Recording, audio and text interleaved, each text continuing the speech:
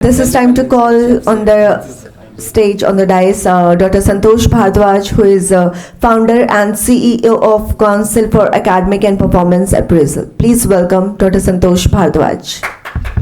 He also worked with Google as safety security law enforcement. Om Sarve Bhavetu Sukhinah सर्वे सन्तु निरामया सर्वे भद्राणि पश्यन्तु मा कश्चित् दुःख भाग् भवेत्। ॐ शान्ति सर्वे शान्ति सर्वे शान्ति सुखं भवेत्। ओम शांति शांति शांति। आदरणीय मंच और आज के सभा में उपस्थित अपने अपने फील्ड के अनुभवी मूर्त प्यारे भाइयों और हमारे आने वाले भविष्य के आधार और उद्धार मूर्त महान आत्माओं, आज आत्मनिर्भर भारत की बातें हो रही है, तो पहले तो हम आत्मा को समझ लें, फिर भारत को समझ लें, फिर निर्भर हो जाए। तो आत्मा और भारत सिर्फ आर्थिक दृष्टिकोण से ही निर्भर होने की बातें नहीं है। स्किल्ड लोग ज़्यादा डिप्रेशन में हैं। आज हम इकोनॉमिक के लेवल पे 5वें लेवल पे जा रहे हैं, 5वें नंबर पे आ रहे हैं। उसी तरह से डिप्रेशन के लेवल पे हम किस नंबर पे जा रहे हैं ये भी तो देखना पड़ेगा। 18 से 40 हजार मैं जो भी बातें कहूँगा, मैं सिर्फ डाटा और प्रवचन देने में विश्वास नहीं करता हूँ। आज आप क्या इन्फॉर्मेशन लेकर के जाएंगे और इस इन्फॉर्मेशन को कैसे नॉलेज में कन्वर्ट करेंगे इसकी बात करूँगा।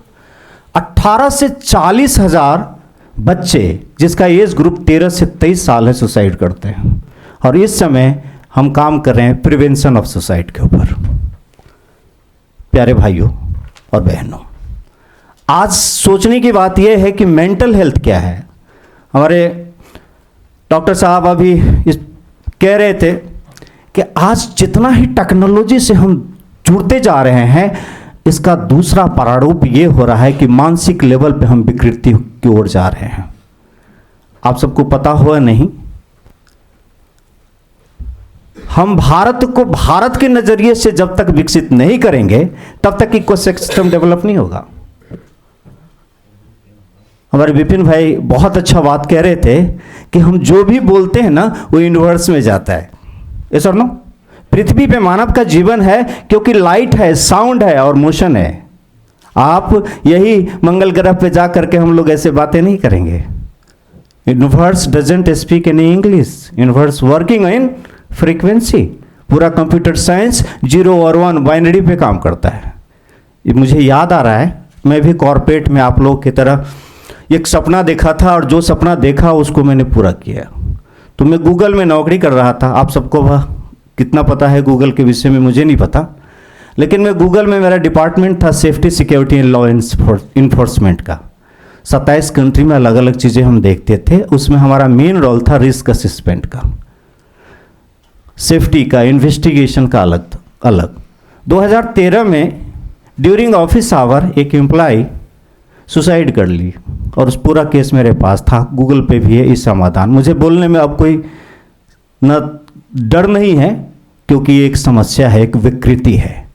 आज हम भारत को आज़ाद करने की बात कर रहे हैं। भारत को इतना 75 वर्ष हो गए आज़ाद हुए। जरा सोच के देखेंगे भारत गुलाम क्यों हुआ था। सोच के देखेंगे जब हम इंद्रियों के बस, विकारों के बस, हमारे अंदर जो मानसिक विकृतियां, क्योंकि हमें एजुकेशन तो दिया गया लेकिन एम्पल एजुकेशन नहीं दिया गया। गुरुकुल शिक्षा पद्धति खत्म हुई और बचपन से एक ही चीज के लिए ट्यून कर दिया गया कि तुम कितना पैसा माल कमाओगे। जब आपकी विकृति माल कमाने पे होगी, पैसा पे होगी, तो कोविड जैसी प्रकृति फिर से आएगी और तैयारी हो रही है। मानवीय मूल्य के संदर्भ में धर्म और राजनीति की भूमिका वर्तमान काल में दशा और दिशा के ऊपर सोचने की आवश्यकता है। इतना ही नहीं, जब तक हम अपने ब्रेन को और माइंड को ट्रेंड नहीं करेंगे तब तक हम कितना भी सुने, इधर से सुने और वहीं से वहीं चला गया। लेक्चर, भाषण बहुत अच्छा लगता है, लेकिन जब प्रैक्टिकल में लास्ट में end of the last meeting में पता चले कि हम कर क्या रहे हैं तो पता चला ढाक के 3 बात। एक लास्ट में बात कहना चाहूँगा, संसार ना 4 नियमों से चलती है, nominated, dominated, systematic and automatic. ये high level of spiritual consciousness है। और 4 सत्ता से मिलकर संसार चलता है। राजनीति, पॉलिटिकल पार्टी, बड़ा अप्रोच से बोल रहे हैं, बहुत पावरफुल है। रिलीजन, धर्म और रिलीजन, विज्ञान और आध्यात्म। अब आपका अगर इनोवेशन वाला ब्रेन नहीं है, इनोवेटिव ब्रेन नहीं है कि मैं कौन हूं, मेरी इंटेलिजेंस क्या है, तो इसका मतलब एक ही है कि हम कंफ्यूज स्टेट ऑफ माइंड में हैं। तो इसलिए सबसे पहले खुद को समझना पड़ेगा कि leader can not be created, it can be discovered. How? आप हर एक चीज में अच्छे नहीं हो सकते, लेकिन किसी खास चीज में अच्छे हो सकते हैं। और खास चीज क्या है, मैं उसी पे काम करता हूं। तो कॉर्पोरेट में 2 तरह के टेस्ट होते। पहले आप एक तरह का टेस्ट होते हैं जिसको साइकोमेट्रिक टेस्ट करते हैं। साइकोमेट्रिक टेस्ट होता है, आपको 200 क्वेश्चन दे दिया आपके प्रेजेंस ऑफ माइंड, मैं फेस रीड करके आपको निकाल के दे दूंगा बिना आपके साइकोमेट्रिक का, क्योंकि अब वो आर्टिफिशियल इंटेलिजेंस आ गए। लेकिन आर्टिफिशियल इंटेलिजेंस से पहले कितने को पता है कि 8 तरह के इंटेलिजेंस आपके अंदर ही है? आप में से कितने को पता है IQ, EQ, 2 चीजें तो पता है, लेकिन CQ और AQ के विषय में कौन बात करेगा? क्रिएटिव क्वोशेंट के विषय में कौन बात करेगा? एडवर्स क्वोशेंट के विषय में कौन बात करेगा? एडवर्स क्वोशेंट का मतलब क्या होता है कि आपकी परिस्थितियां जो आई है उस समय में आप किस तरह का बिहेव करते हैं, आपके अंदर एडवर्स सहन करने की क्षमता है भी या नहीं है। आज टोबैको फ्री भारत बात कर रहे हैं, हम ड्रग्स प्रिवेंशन के ऊपर बात कर रहे हैं। हम बात ही करते रहेंगे तो होगा कैसे? मेरे पास में एक डाटा है, मोदी जी को व्यक्तिगत लेवल पे वो लिख करके भी भेजा था, दिया था। 22,000 लोग पिछले 12 सालों के अंदर भारत से माइग्रेट वो लोग हुए हैं जो देश के लिए बहुत कुछ कर सकते थे। यस और नो? हमारे से सहमत है?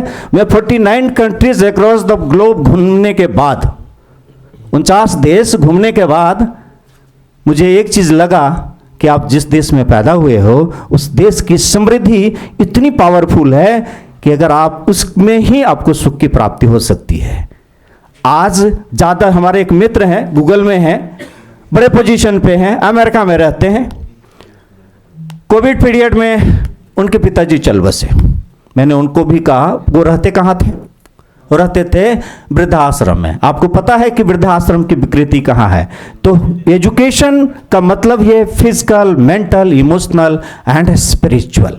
आध्यात्मिक रूप से अगर आप समृद्ध नहीं है, आत्मा को ही नहीं जाना, जैसे आत्मा को ही सागर बुंद में समा के आत्मा को ही नहीं जाना, तो भारत और आत्मनिर्भर कैसे होंगे? पहले आत्मा को तो जान लीजिए, फिर मन को जानिए, फिर ब्रेन को जानिए, और स्टेप बाय स्टेप जानते चले जाइए, तब होगा। अभी हमारी संस्था है एम्पल गुरु, academy for mind power learning and empowerment. Jail में हमने कैदी से योगी का प्रोग्राम किया था, क्रिमिनल कैसे बनते हैं। बहुत पावरफुल प्रोग्राम है, आप जाकर के देख सकते हैं। और इस समय CAPA, council for academic performance and appraisal, एक ऑर्गेनाइजेशन है जो कि बहुत बड़े विजन के साथ काम कर रही है। 20 फरवरी को हम बहुत बड़ा मेगा प्रोग्राम कर रहे हैं। आप सभी वो बच्चे, हमारे प्यारे भाई बहनें आ सकते हैं। और लास्ट में एक ही चीज कहूंगा कि जिंदगी भर एक ही गलती करते रहे, कि जिंदगी भर एक ही गलती करते रहे और धूल चेहरे पे और आईना साफ करते रहे।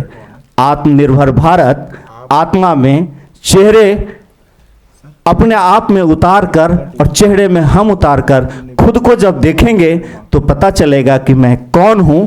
और जब मैं कौन सी आत्मा हूं, महान आत्मा हूं, दुष्ट आत्मा हूं, धर्म आत्मा हूं, संत आत्मा हूं, देव आत्मा हूं, भारत को किस नज़र से, पहले अपने दृष्टिकोण से कैसे देख रहे हैं, तब भारत जाकर के आत्मा को जान रही है और फिर आत्मा भारत को, और फिर हम आत्मनिर्भर आर्थिक नहीं आत्मिक दृष्टिकोण से भी हो पाएंगे। और वो तब होंगे जब हमें देने की प्रवृत्ति होगा, जब हमें सहयोग करने की प्रवृत्ति होगा, सिर्फ सलाह तक ही नहीं। बहुत बहुत धन्यवाद विनय भाई के लिए, क्योंकि मैं इनकी बात कैसे काट सकता हूँ।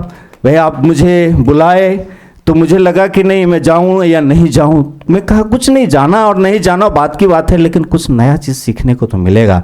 आज इतनी सारे देव विभूति आत्माएं बैठे हुए हैं, क्योंकि आत्मनिर्भर भारत की बात हो रही है तो संवाद कलाम में भी आत्मा की बात जरूर आएगी। तो आप महान विभूति बैठे हुए हैं, तो आप सबसे बहुत कुछ नया चीज़ हमने सीखा। और सीखने के साथ साथ सहयोग लेना और देना दोनों चीज़ जिस दिन आ जाएगा, भारत आत्मनिर्भर स्वतः ही हो जाएगा। और चैरिटी बिगिंस एट होम, हमारे नज़दीक में क्या हो रहा है, अगर हम वहाँ से शुरुआत करते हैं तो क्या भारत आत्मनिर्भर भारत बनेगा या नहीं, ये स्वयं से पूछने की आवश्यकता है। बहुत बहुत धन्यवाद, बहुत बहुत धन्यवाद। Thank you very much.